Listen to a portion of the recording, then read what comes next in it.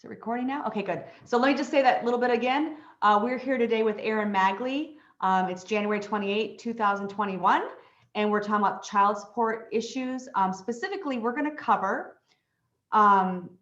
the changes to the Michigan child support formula, and we're also going to talk about pandemic-related issues in the modification of child support. So Erin, thank you for joining us today. We're so happy to see you again. Yeah, I'm happy to be here. I've so appreciated your webinars, Lisa. So if I can help with one, I'm happy to. Yeah. Great. So just to remind our viewers, we have a couple different ways to communicate with us, and we will do our best to monitor them. There's a Q&A button at the bottom of your screen. If you have a question, I don't know that everybody can see that. I think that might just be for the administrator, which is myself, and I believe my assistant Delaney behind the scenes can also see the Q&A to help us out. And also we have the chat button. A lot of times our colleagues use the chat button if they want to share information with everybody. Sometimes folks are including, links to websites that might be helpful. So it's a really good place to have a conversation. So just remind you that those two features are out there. And we're going to start off today with the changes to the Michigan child support formula. And there was only a couple of really big changes, but I know there were some other things in the works that needed to be modified. So Erin, if you could just give us a quick recap of the clarifications that came out of the 2021 child support formula. Yeah, absolutely. So this formula is required by the feds to get reviewed and updated periodically every 4 years. And I'm going to talk first about some things that aren't technically changes. They're called clarifications, but I think it's important to touch on them just because it's areas. The reason that the committee decided to revise those sections is because it's an area where people tend to get it wrong, or maybe it wasn't worded very clearly and some people were misinterpreting it. So I find it really kind of interesting and either reassuring or chilling to find out whether I've been doing it right all these years or not. So I think it's helpful to look back at those clarifications as well. So I'm going to touch on those, but just in the interest of time, I really would like if people would use the chat and the Q&A. And if you want me to circle back and go in more detail on any of them, I think that would be a way to keep it moving and not cover things that you guys already know. I have to say, I'm really nervous about doing this because I don't have like audience feedback. I can't see what people are interested in or what they're not interested in. So that chat function would help me be able to tell what you want me to focus on and what not to. I'm just treating this as like casual coffee with Lisa here. Thank So, you. talk to Lisa. Other than the people, everybody's saying you're doing awesome right now. So that's basically the. Well, I haven't done anything yet. No questions yet. That's great. Then we know they're lying. So anyway, I'm going to cover these clarifications real quick. And one of them, and these are things that have been true, at least since 2017, most of them before, but it's where people kind of miss things. So the parental offset, the parenting time offset, does not apply when the child is placed with a third party. And I can go into the reasons for that if someone's interested, but that's always been the case. And there's good policy reasons for it.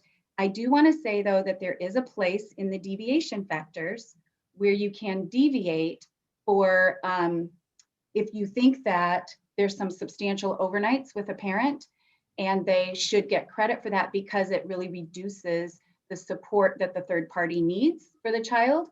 And you do that on a case-by-case basis as a deviation factor. Another one is depreciation. Very clearly, business depreciation is an expense that is deductible. It is not routinely an add back unless it is home office or personal vehicle, or if it is accelerated depreciation. Only straight line depreciation, and then some people had been adding back those depreciations, and that's not necessarily true if it doesn't fall into one of the categories for adding back. The portion on real estate depreciation remains exactly the same. There were no clarifications there. I should say, if you do have an accelerated depreciation and you offer evidence of what the straight line depreciation would be, you can still get that depreciation deducted. It wouldn't be added back. It would just be a partial of the accelerated that you used. Does that all make sense so far? Yep. Okay. Capital gains, all net capital gains are income. It was a little unclear in the 2017 when people were misinterpreting it. So those are income. And one thing that the manual points out is that you can divide that over several years if it's a one-time capital gain. So the payer or the payee, but the parent getting the capital gains income doesn't experience such a hit all in one year. It doesn't say, the manual doesn't specify how many years to spread it over. It's kind of left to case specific. Discretion of the jurist. Yeah, if it's like a huge capital, like the size of the asset, might mean you want to spread it over more years. I would think a 3-year spread, because you're doing a support review and you'll do another one in 3 years. Right. So that might be the common sense thing, is to do a 3-year spread of a one-time type of capital gain. Obviously, if that asset was part of the property division, you shouldn't count any capital gains that was already there as of the property division. That makes sense. Yeah, if there was capital gains after the property was divided, you could calculate what that portion was. The other thing that really got some clarification is government benefits, like Social Security, the dependent benefits for Social Security or VA benefits, where the dependents, so the recipient of support is getting direct benefits, and then it's an offset from support. But it is only an offset if it is because of the payer's benefit, not for some other reason. Some other dependent benefits are not to be offset from the payer's support. So I have a question. What if the payor is the one that's receiving the disability? Is that counted as income under the formula? Yes. So if a payer is disabled and is getting disability benefits themselves, that is income to them. And if the dependents are getting benefits, the dependents in this case, dependent benefits are counted as income to the payer. Got it. Dependents not in that case are not counted as income to the payer. Okay. So if you've been doing this correctly, you have nothing to worry about. You don't have to look at it. But if you don't do it very often, or if you have it come up in a case and you want to take a look at it, in the supplement, they added a whole section that explains it and gives examples of if the payee is the disabled parent, if the payer is the disabled parent, if both get disability, it gets pretty more complicated. And the supplement gives these examples that are really helpful to read over if you have a particular case that you're not sure how to do it. Okay. Yeah. So another one is ordinary medical. So ordinary medical is generally charged, right, as based on whoever the payer of support is going to chip in their share of the child's ordinary medical expense. But there's been a way to opt out of that in appropriate cases. And this kind of clarifies that and expands it a little bit to define those times. It's not quite as rare as they thought it might be, but those times when, for instance, a shared custody arrangement might be one where both parents are incurring these expenses. And so the payer shouldn't have to pay it up front for the ordinary medical. And there's a place you can just check that off. It's not a deviation. You don't have to do a deviation addendum.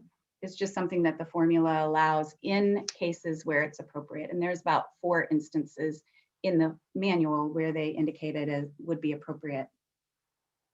And the final one that I want to mention in the supplement is clarification on who is to carry the health insurance, because it's really discouraged to check both parents as being responsible for carrying the health coverage for the kids. They want you to pick one parent. It doesn't mean that if both parents do carry it, you still get the same premium adjustment to both parents and that sort of thing, but you're to go through the analysis and pick the most appropriate parent to carry the insurance. So we're getting a few questions in, and I think Carmen had a question. I feel like it might have been answered about, because I think it might have been the question I asked as well about the payer. Do you see the chat? If I'm the looking at it right now. If the parties receive disability based on the payor's disability, it counts as income to the payor in the support formula.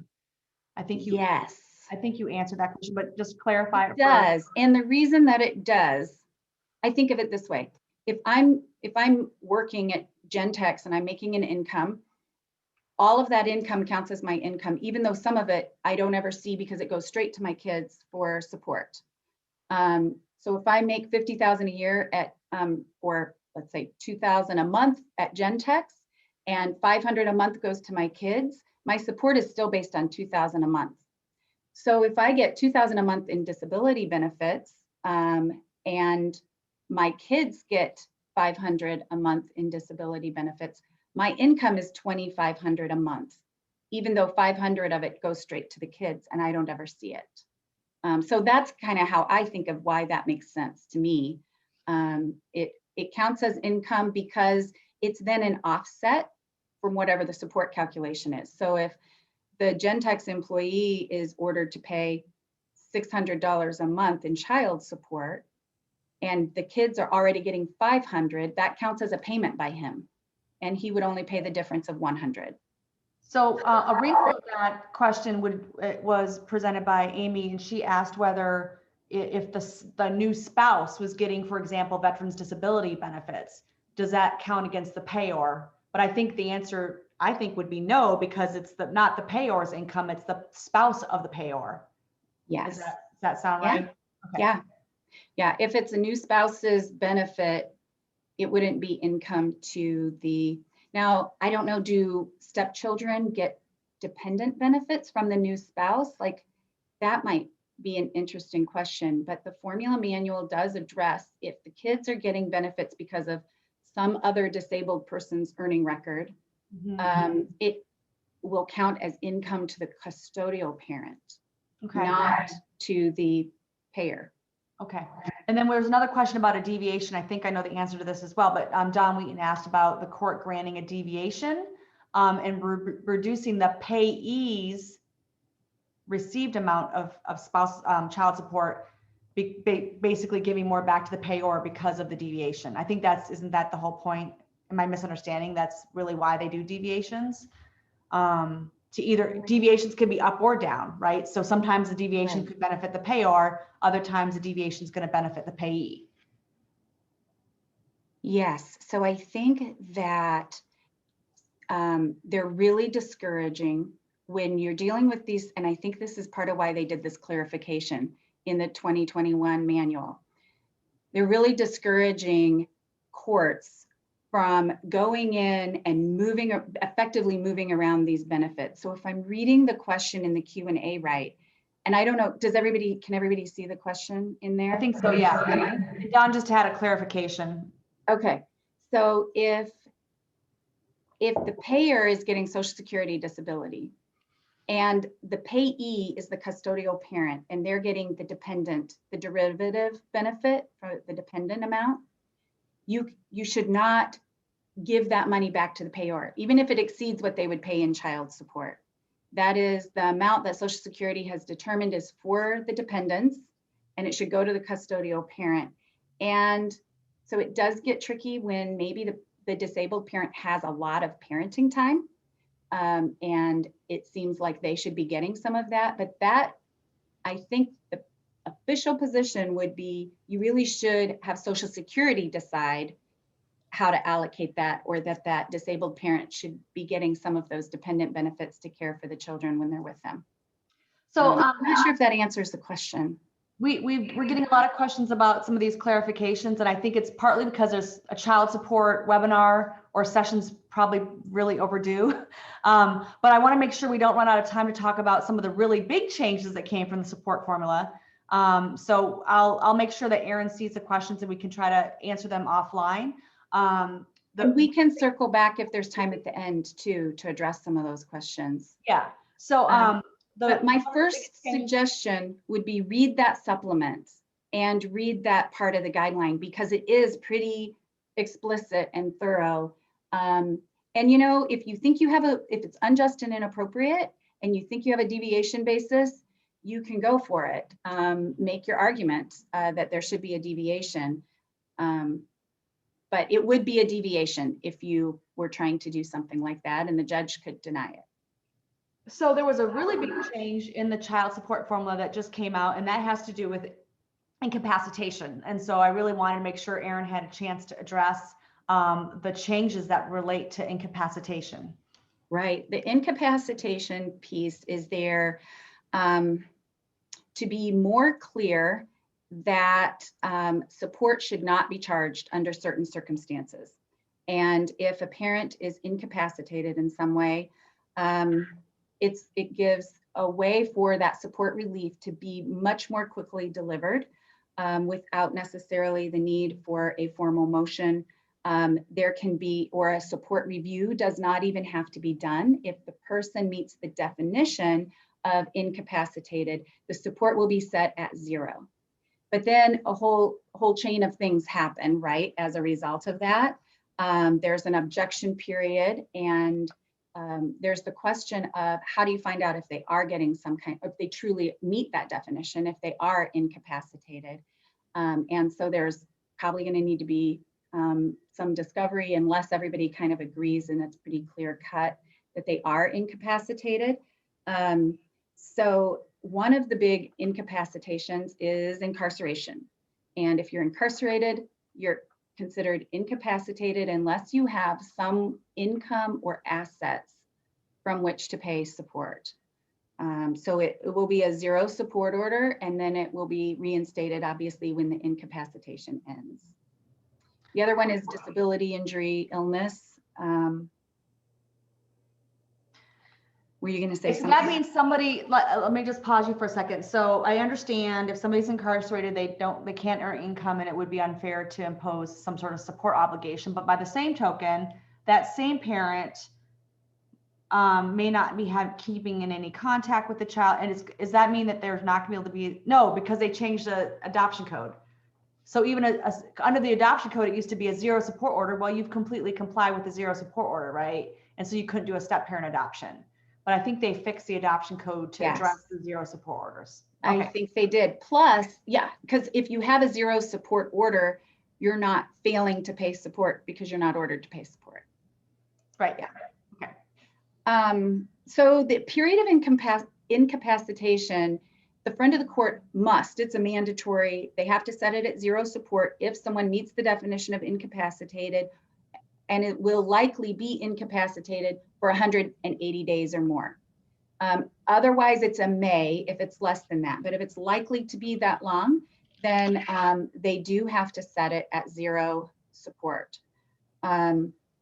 So you kind of look at someone's sentence, or if they're, waiting for sentencing and they're incarcerated and they're charged with a felony.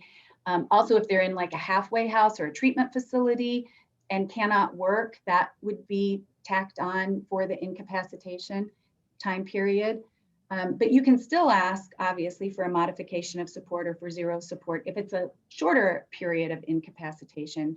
But the guideline puts 180 days as the period of time where you must set it at 0.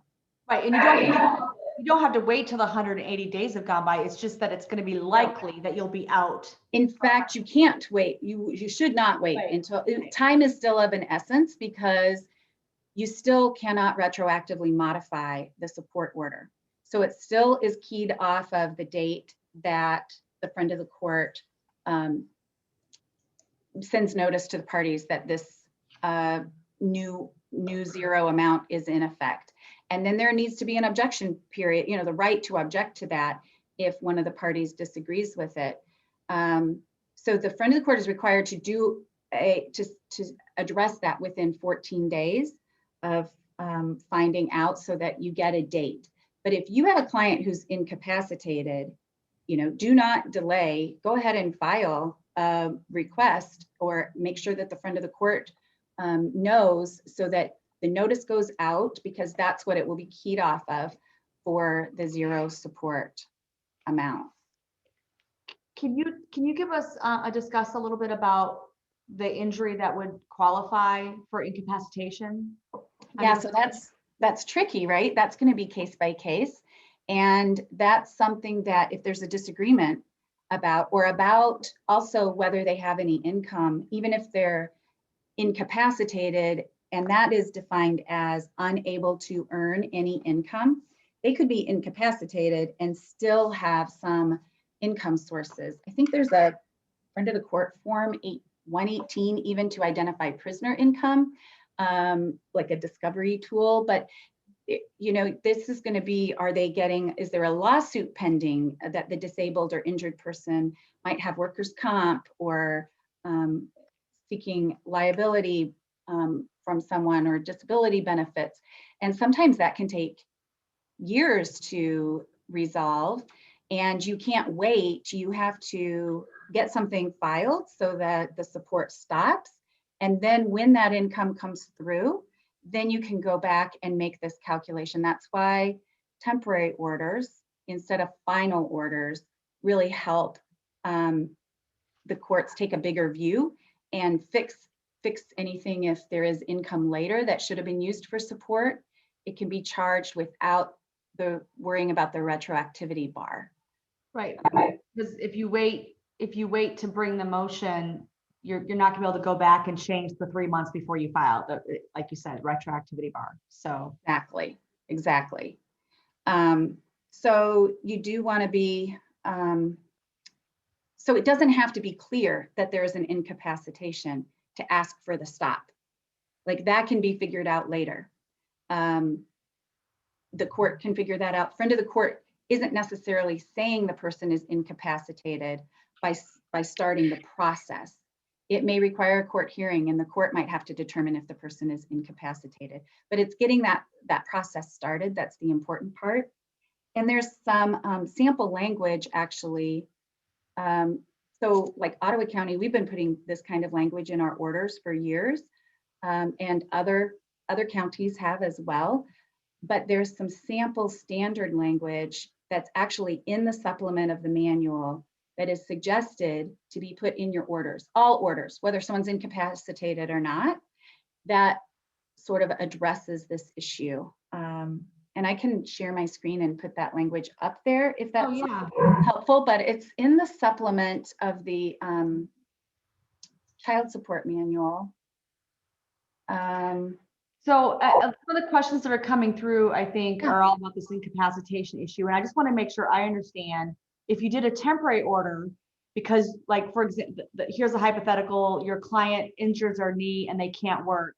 Should we suspend child support? If you get a temporary order suspending it, and it turns out later on in the process, the court finds out that they could have done something more, they can go back and say, well, you really should have been paying X amount of support, even though it's not the full amount, right? That's where making it a temporary order is really important, because it then allows, so the way you do a temporary order, and there's a whole checklist that I don't know if, okay, so let me show you, I'm bouncing around here, but let me show you this screen. There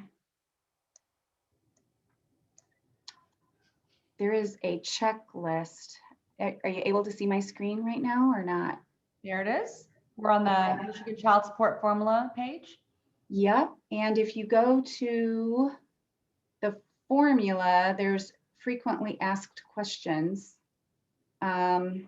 This is actually really handy. This Friend of the Court Bureau website, they have some interesting, tools on there. But I'm looking right now for the frequently asked questions. It's not the easiest to navigate, but let me see. I had it up here. Maybe it's over here. I think it's because all right, if I can't find it quickly, but it is. Yeah, I'm not seeing it. Here's I think if you go into the manual,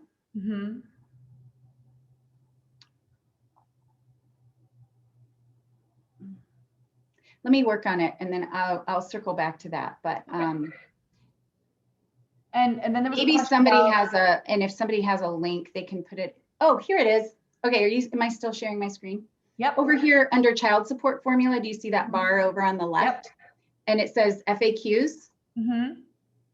which seems like a strange place to put this, but so it's under the FAQs, and it says, see right here, it says FAQ 2020-01 with checklist. Is that for the, is that the, somebody asked about the incapacitation abatement form? Is that where?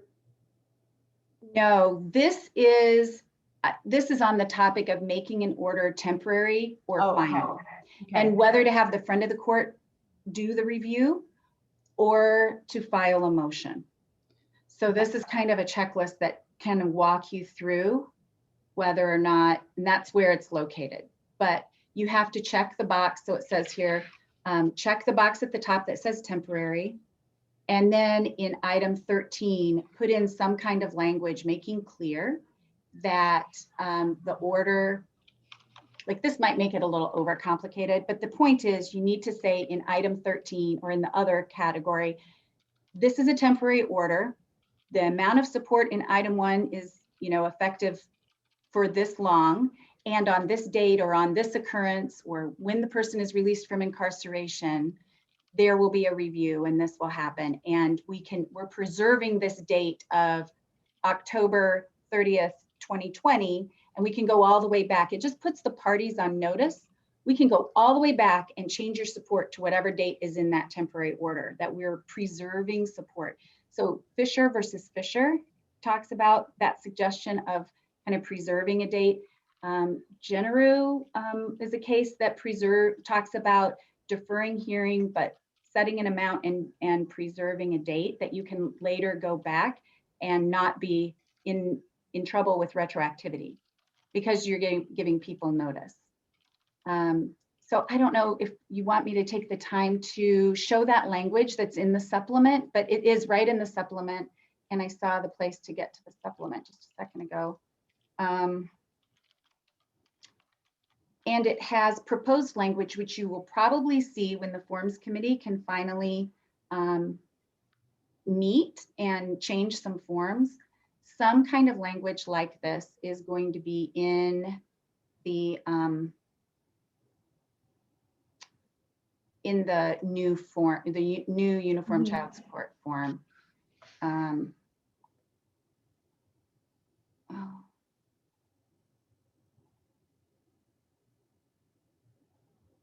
I lost it now because I went into the web-friendly version, but it is right in the supplement, and it has that language, and different counties are already putting that language in their orders, and it basically provides that the support will be reinstated after a certain number of days when the incapacitation ends. Regarding, there was a question about if the incapacitation changes only had to do with allowing temporary orders. I think there was more than that we've been talking about where it actually changes. Is that correct? I'm not sure what say the question. It's Lana Panagulia's question. The last in the question. Q&A or the chat? Q&A. Okay.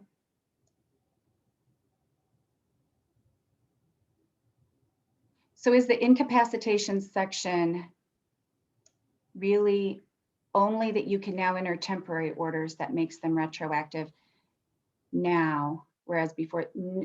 No, it's actually, the incapacitation point is you can't impute income to someone who's incapacitated. It will be a zero support amount if they meet the definition.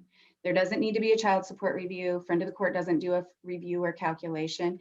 They just set it at zero support. That's kind of the point of this incapacitation. And whether or not a person meets the definition of incapacitation is a fact-specific one that, if there's a dispute about it, you're probably going to have a hearing. The temporary part of the equation comes in with we want to maybe not permanently decide, we may not have enough information to know what the order should be. So if we do a temporary order at zero, that leaves the door open for later fixing it. If it turns out they, had all this income that came up later, their Social Security disability went retroactive to the date of disability or something like that. A temporary order preserves the right to go back and take the longer view and put in whatever the appropriate amount of support would be for that time period. Does that make sense? So on address how or when support would be reinstated? yes, that's okay. Yep, that is something that is really good to have in that temporary order to say what will happen after 60 days. Will it be reinstated at the old amount, or will it maybe not be 60 days? I know some courts are using 90 days. Will it be a support review done by administrative review by the friend of the court? Does one of the parties need to file a motion? What notice requirements are you going to require the incapacitated person to notify the other parent when their incapacitation ends? Right. So all of those things ideally will be put into the order, and ideally we'll have some language that will be consistent across the state at some point with that. So I know we wanted to address from the child support formula is imputation of income, and that actually is a very nice bridge between the support formula updates and the next topic we're going to talk about, which is pandemic related income issues, which, you know, any imputation of income falls under that as well. So I wanted to point out two things. One, we're going to first talk about imputation as it pertains to the new formula, and then we'll move right into the pandemic related issues. But I also wanted to let everybody know that at basically at the end of this webinar, which is about 2 o'clock, Erin has offered to stay on for another like 15 minutes so she can help demonstrate using the calculator that they use in the courts for the calculating support, and trying to, you know, just do a couple samples of imputation of income to see how they come out. So if anybody wants to stay on, I don't think we're going to be recording that portion of the call. So only the people who stay on today will be able to see it. But it'll be about, you know, let's just say from 2 to 2:15. If you're interested in going through the support calculator sample with Erin on the call, we're happy to stay on for you. So let's talk about imputation of income. There's a lot of issues we can deal with, but first, that any changes in the formula? There are a couple changes that the federal regs, the 4D regulations required. Literacy, I think they were kind of subsumed in them, but they're specified. Literacy as a factor, someone's age, residency, that sort of thing as factors to consider when you're deciding what their potential income is. And it's really helpful to use the word potential income rather than, I know the verb is imputing income, but there's an important distinction between when you're estimating someone's income and when you're treating them as income they don't have, or, you know, which is potential income. So when you're estimating someone's income, like you think that they have this income, and here's all the evidence as to why, you know, they have this income, they've been misreporting or underreporting their income. That isn't underemployment. That's not imputation. That's saying they have this, you think the court should use this income because they actually. So for example, somebody has a W-2 that says they earn, let's just say $15,000 a year, but they also have maybe a job where they get under the table cash. That's not imputing income when you have evidence for a judge to make a decision about how much extra money they have coming in as income that they're not reporting to the IRS. Is that what you're saying? Exactly. So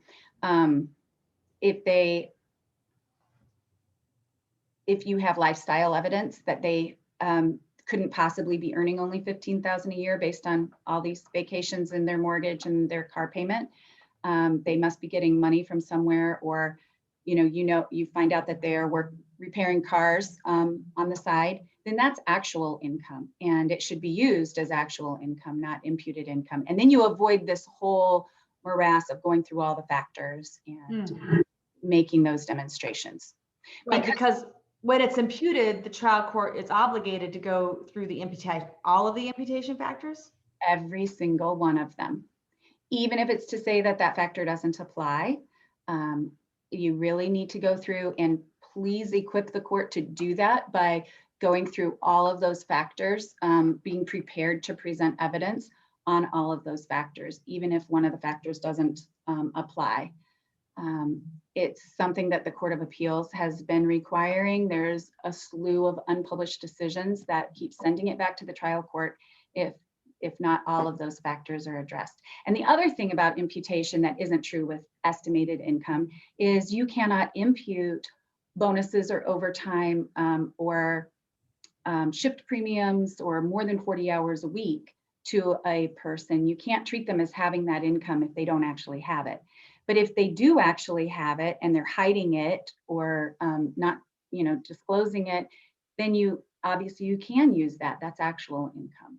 So that the distinction is pretty important. And I'm not really monitoring the chat, so that's okay. I'm trying to keep an eye on it. for the I mean, Q&A. I've had cases where, the one party gets a lot of extra overtime, and then the judge basically treats it like they're going to always get this extra overtime. So I don't know on a 3-year review how you just have a 3-year average, what they were able to do for 3. Well, I would say if it fluctuates a lot, like some if they're consistently getting that overtime for the past few years, I guess if they stop getting that overtime, that would be a good time to ask for a review.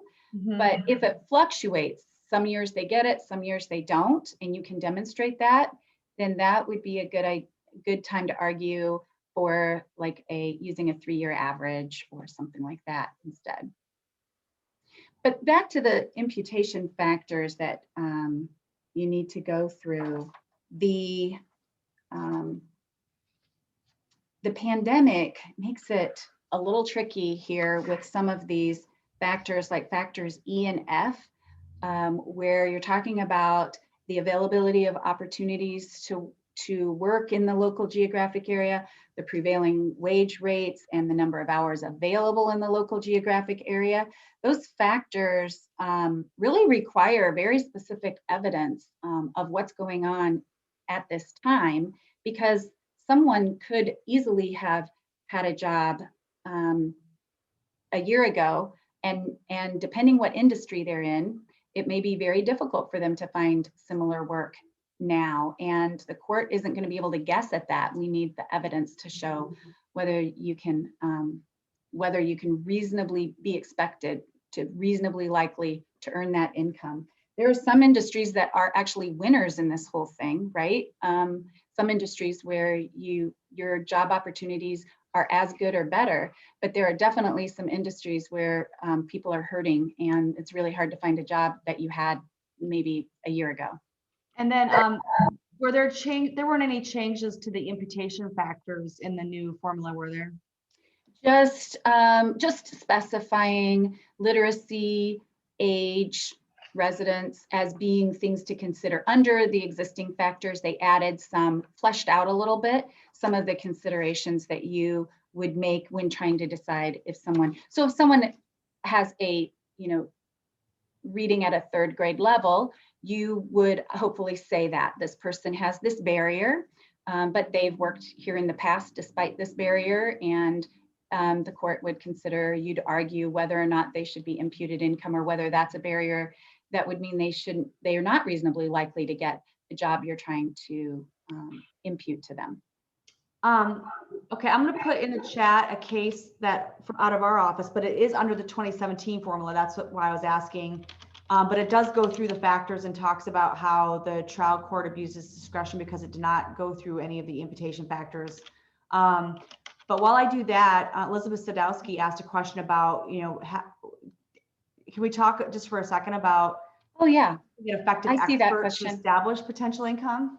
Yeah, there are vocational experts. So that's super helpful. If you have that kind of expert evidence and it meets the Daubert requirements, and you can bring in some kind of wage study that's contemporary that will tell you. So Bureau of Labor Statistics tells you historically what people in the geographic area have earned in particular fields, but some kind of vocational expert, like I think people who have done vocational expert work for Social Security, like determining if someone's disabled, or for insurance companies in determining what could this person do. Those people have a lot of experience and expertise they could offer the court. They could do a wage study for the area in that particular person's particular field. What is the most effective expert? I guess any kind of expertise helps the court in that, because otherwise you run into some hearsay barriers and some problems. It's a tricky thing to prove. What about like a job, like not a vocational expert, but like just somebody, like a placement, somebody that works with like in placing people in jobs? That would be not, yeah, that wouldn't be expert testimony. That would be like factual testimony that Okay. would be relevant. Like for someone at a temp agency to say, we're hiring, this is what we pay at this temp agency. You know, we're generally placing people within 2 weeks, and this is the range. And they could answer questions of, well, you know, if he has a felony history, are you really going to be able to place him? Well, that would take us probably an average of 4 weeks to place someone with a felony. You know, if they have the facts to support it, that would be helpful. Right. Yeah. Yes, Ryan Kelly is saying, and I think that's available still through ICLE, because those experts can be very helpful to the court. So just to remind everybody, the Family Law Institute was virtual this year, and they sent out to people who registered a link on December 18th. A lot of us haven't had a chance to go watch those yet, but this is a good reminder that maybe you should schedule some time on your calendar to go and watch the videos from the Family Law Institute, because we missed out on a lot by not having a live presentation. So thank you for mentioning that, Ryan. I'm glad you did. And another of the imputation factors that becomes really interesting during the pandemic is the one about the presence of the children in the parent's home, whether it's substantial parenting time or custody that they have. That can impact your availability to work. And during the pandemic, so before the pandemic, we'd say, well, they're school-age children. This is kind of what the daycare costs would be. So if we impute this income to them, we'll adjust it for the cost of before and after school care. But you really have to ask a lot more questions than that right now. If the child is in virtual learning, you might need more daycare if you were to work. If they are hybrid, you might need, so those are all questions and evidence that should be presented to help decide, well, how much could really be imputed to this parent during this time period. Right. And, yeah. So I'm looking at some of the Q&A. Yeah, I wanted to, the question that Julie asked about, you know, can the parties do, if they kind of agree on what the income is under the table, you know, whatever, proper, but if they come to an agreement about what the income is just to make life easier, is that, you know, is there going to be a problem with that later on if it needs to change? I'm guessing it's modifiable. So I would think the answer is no.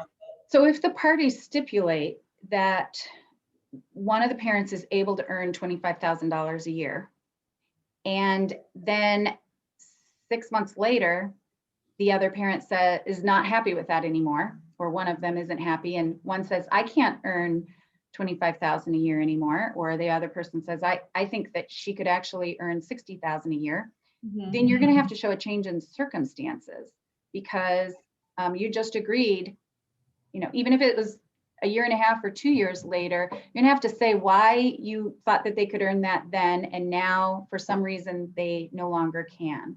And there may be a change. Maybe they have a illness or disability or something like that. And if it's a temporary order, if we find out the numbers weren't exactly what we thought, then you just go back and fix it. You don't have to show a change in circumstances when it's a temporary order. Well, so we don't want to use temporary orders like willy-nilly, because it creates a lot of cleanup then. So if it's a question about, yeah, did they, like, right now I'm disabled, I can't work, and I'm not getting disability, and I'm not getting unemployment, and I'm not getting workers' comp, but I have these things pending. That's a really good time for a temporary order, because we can give them relief right now, and then we can see what happens. And there is sort of a change in circumstances. Then either they get it denied or they get it granted. You wouldn't require a change in circumstances necessarily, but it would be something that you wouldn't want to use that just to leave the door open to changing your mind later, right? You would want to leave the door open because unknown information is then further brought to light. And you're anticipating that you'll have more information in 6 months than you have right now. So let's talk a little bit more about pandemic related income. And, how the courts are handling the issue of, somebody loses their job or can't work because, for example, they work in the restaurant industry and only a few of the people are still employed. But then at the same time, they're not getting the income from their restaurant job. They're also getting various forms of unemployment. So let's talk about, the different benefits that were coming out of the pandemic to help people survive, and how would that play into an analysis of what child support should be or whether it should be modified? Yeah, so I think that is an issue actually that's being handled differently. Like, find out how your court or your county or your individual judge or referee are handling those things, because I've heard a couple of different ways that those things have. So here's some of the possibilities. Someone maybe getting that extra pandemic unemployment, and that was only available through like July 25th last summer. And some courts are taking that and saying, well, we don't want them to get hit with all of that income in this one calculation. We're going to spread it over a year, and we're going to count that as annual income. So they're looking at the big picture. What is this person going to earn in 2020? And we want to base support on that. And then other courts are saying, well, you had that income at that level from April through July 25th. So we're going to put in multiple grids. You've got one amount of support based on the pandemic unemployment compensation, extra 600, or now it's 300 a week extra. And the current one ends in March. So you might say, okay, we're going to pay this amount of support on this grid through March. And then in March, we're assuming you're going to either be back to work or you're going to be getting just your state unemployment. And so here's the amount that will be effective in March. And then that's where it's a good thing to say, if the parent gets employed, they'll notify the other party, or there'll be a support review done by the friend of the court, or puts in some what happens if that condition is met. So those are a couple ways of handling it. In addition to the federal pandemic unemployment benefit that was temporary, and then the state employment benefit, which has been extended, like you said, till March. But then we also have people who've received their COVID, their federal COVID check. I think it was $1,200 the first time, and I don't know if the second one has come out yet. It has, and then the kids amount, which so that will be, so if the kids amount will go to the custodial parent. It's supposed to go to, I think it's going to the 2019 parent who claimed the child, which may not be the custodial parent. Okay, that leads us to one of the questions we have. So let's finish this line of thought. So it's whoever put the child on the return for 2019. So if, let's just say hypothetically that the custodial parent, they agreed to switch tax years, but the custodial parent doesn't get the tax relief or the COVID relief payment, that's still going to be used against the payor to increase the amount of child support, right? Say that again. I want to respond to something in the chat. I will put in a link, or I will give to Liisa a link to the language in the supplement just to clarify, it is not, we're going back to the incapacitation language. It is not necessarily going to be in your orders in your county. Your county might put in different language. It is an example in the supplement of language that could be used in an order, and you could put it in your order, in your judgment. You could put it in there so that it would provide for incapacitation if that were to happen in the future, and it'd give the parties a path forward if that were to happen. So I'll make sure that I get that. I'm sorry, I had it up here and then I lost it. So anyway, Liisa, I'm not sure I understood. So which parent is getting the supplement? If the payor receives a supplement, obviously that should like increase their income for purposes of child support, even if they don't have a job, right? And then if the payee,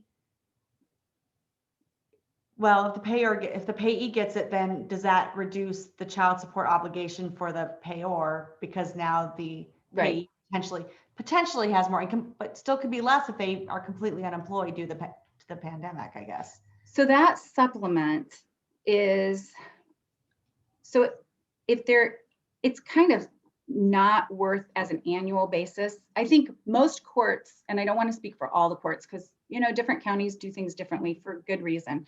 But most courts, I think, would say that is income to the parent. But the secondary question is, does it really make a difference? And certainly if it goes to the custodial parent, and there's not a lot of overnights involved, it's really not going to make any difference because we're talking about $600 supplement for each child. Presumably both parties, parents are getting the $1,200. So that, some courts are saying that's just an offset. This is minor. This was a one-time payment. We don't want it to impact support years to come. So while it technically is income, it's not worth counting for either of them. It just makes things more complicated than they need to be, and it doesn't make a big difference. But there are some people who are really upset because they feel that they should have gotten that supplement for the children, and the person who happened to claim them in 2019 got it all, and it's really unfair. And they want some of that. And the options are, yeah, you could include it as income for a support calculation, but maybe you can get your clients to just agree, let's go ahead and split it, or, let's handle it in this way so that we can avoid having to have a support review over something that, it may make a difference if it goes in the payers column of income, but it may not make a huge difference. And it's probably better to try to work it out. That's, I think, the point in, does increase the monthly support amount that much to even include it? And that's exactly the point I'm making, is weigh whether it's really worth arguing over. But you may have a client who feels very passionate that they should have had some of that money, and it's very unfair that the non-custodial parent got it. And maybe it just makes them feel better to have that included as that payer's annual income. And another question, I know you're already planning on addressing the impact of PPP money.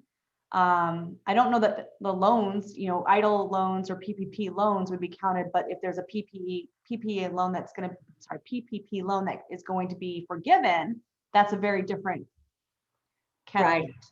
Right.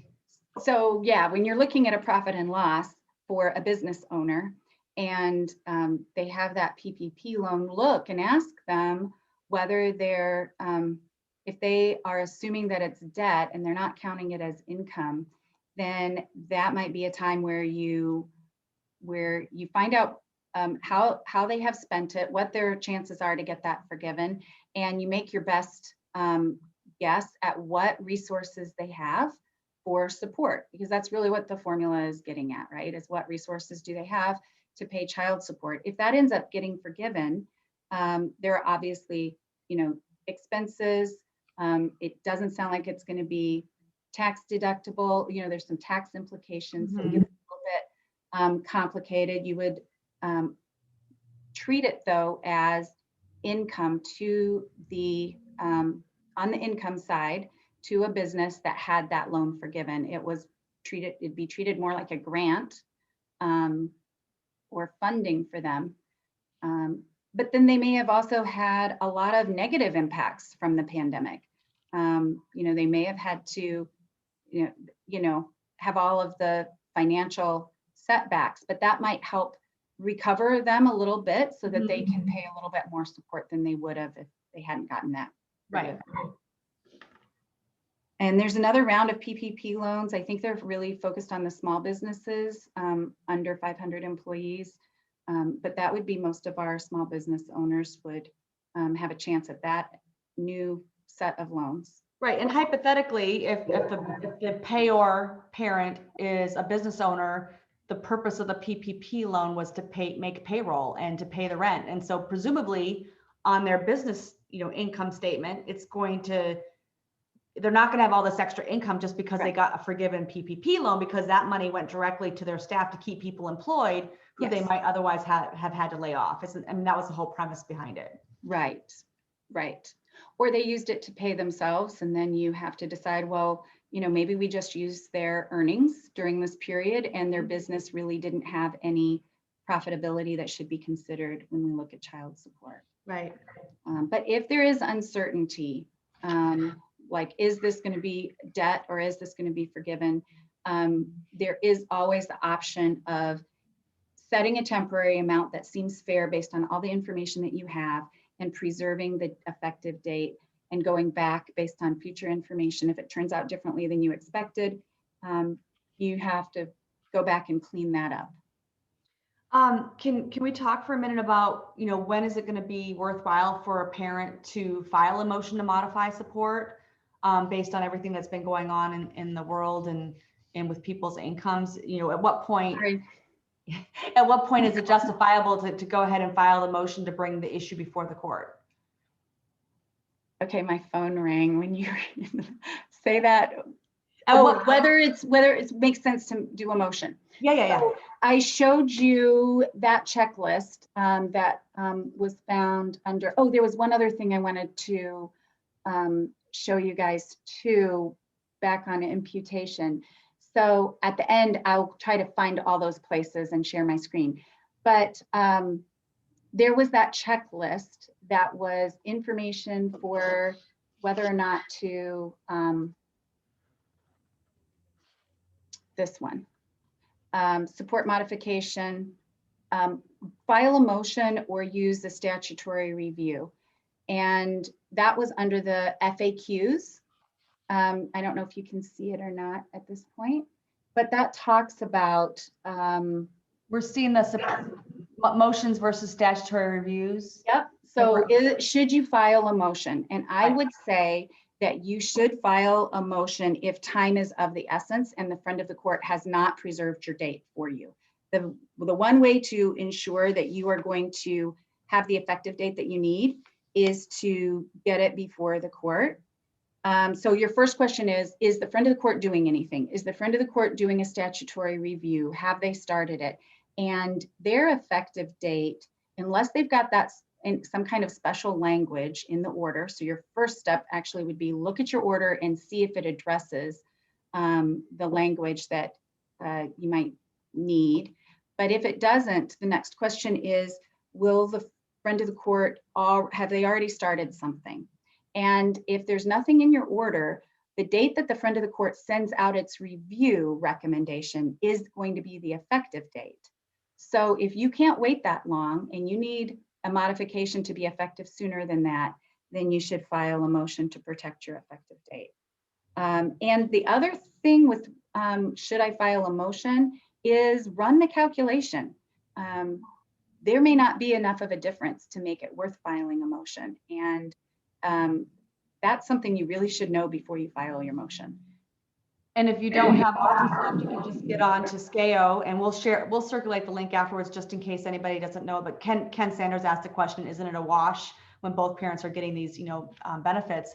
And probably the answer is yes. Well, you can run the increases to the payer's income, unless it's equal parenting time, if one parent has the bulk of parenting time and they get $5,000 in supplement money for themselves and the children, that is going to have minimal impact if they have the bulk of the parenting time.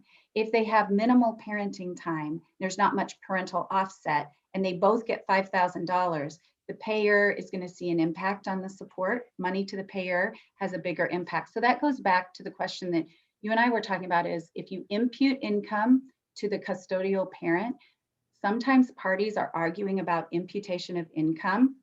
And if you run the numbers with imputed versus not imputed for the custodial parent, it may make very little to no difference at all. And you just spent, evidence and a long hearing going through all the factors when it really didn't have an impact on the support amount because it was the custodial parent and they had the bulk of parenting time. So that's why running a calculation, like you said, Liisa, on the public calculator or Craig Ross's Margin Soft is fantastic. Run your calculation and run it both ways. It's so easy to just go back in and change it, the income piece, and find out what the difference is. Excellent. So we're at the top of the hour, and what we're going to be doing is sometime after. I saw a question from Lori Yeah. Zellers that was asked. Oh yeah, that was about the, we didn't, and I apologize, Lori, we didn't get to it. It had to do with the alternating years with the tax benefit for having a child, and that there's friends of court who are not, or the judges aren't allow you to average. Yeah. So you don't necessarily need to call it averaging. It comes out to the same amount. But if you use MarginSoft or you use the public calculator, you can put in the actual tax. Like the formula manual prefers that you use actual tax information.